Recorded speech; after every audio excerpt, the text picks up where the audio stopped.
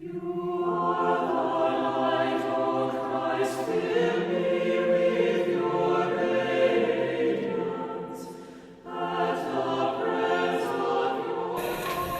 be seated. In the name of the Father, and of the Son, and of the Holy Spirit. Amen. Glory be to Jesus Christ. I've been wondering how I wanted to kind of open up this sort of homily tonight. So I'll just begin by asking, who's hungry? It's okay to raise your hand. You can be hungry. There we go. We have one. So, if you are, you can consider, if you brought an icon, just peeling some off and eating it if you need a snack.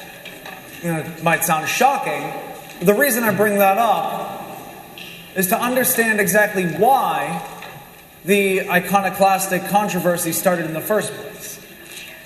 Now we know that the Sunday of Orthodoxy celebrates the restoration of icons, that we were able to deem them appropriate, that they are a beautiful adornment to our church, they are proper worship.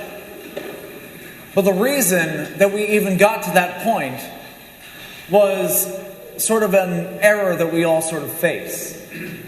It's this overextension of holiness, this overextension of piety that becomes something else. Now, before iconoclasm became such a terrible thing that was afflicting us, we had iconophilia, which just means love of icons. But people were taking this so far, they were actually going up and, with knives, whatever they could, peeling off some of icons and eating it. Taking it as if it were communion. Now I know that I brought this up to my church a while ago. The understanding of, if you've ever seen a deacon take communion, we used to all receive in the same way. Everybody would come up, receive bread in their hands, step in front of the ambon, consume it, go over, receive wine.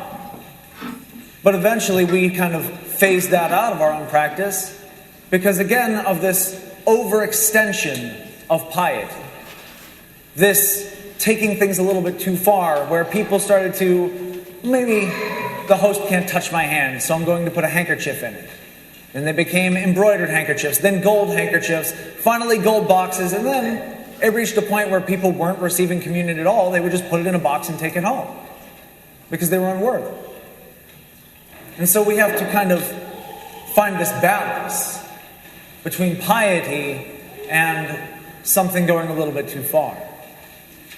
So if we look at our own icons, these beautiful adornments, we couldn't imagine sort of peeling them away and eating them now because we corrected the problem. But that same overextension of piety led us to almost losing them in our churches. Now, I bring this up not to sort of just give you a history lesson, but to explain to all of us something that we need to keep in mind during the season of Lent. In this time, we're supposed to be growing, to sacrificing, to making changes in ourselves, so that, like St. Paul said, we can cast off the old man and put on the new. But there becomes the constant risk that the devil will push us a little bit too far, that our piety can become a stumbling block for us.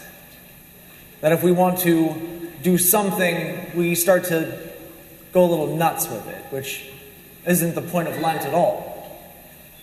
So if you're there in the aisles of a store, Googling what some 19-syllable chemical word is to see if it's dairy or meat, you've already gone too far.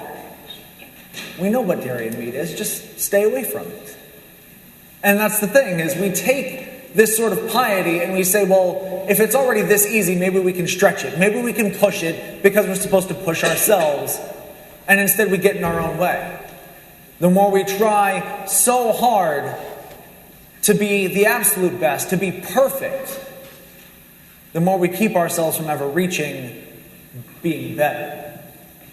And this was written in, I think, East of Eden it's called, where the book ends by saying, and now that you no longer have to worry about being perfect, you can focus on being good.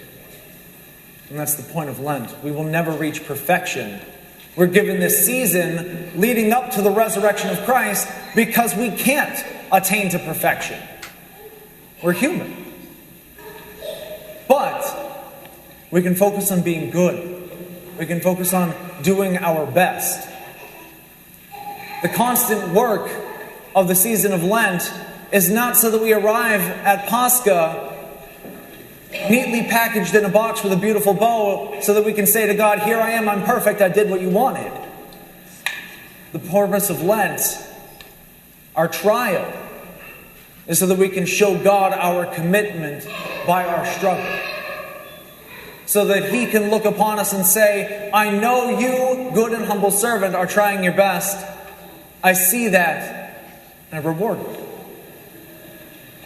And so always remember that while we have this beautiful celebration of the restoration of icons, it always rides immediately upon the recognition that there were those of us who took things too far, who made somebody else say, if people are out there eating icons, maybe we shouldn't have any.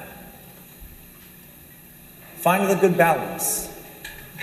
Find that balance between not caring at all and trying too hard to be perfect, and instead just focus on being better than who you were yesterday, who we were this morning, or who we were even an hour ago.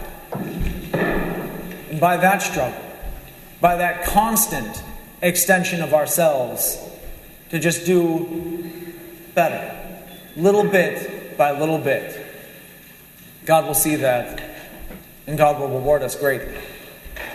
Because we're already well on our way towards the greatest reward of all, the resurrection of His Son.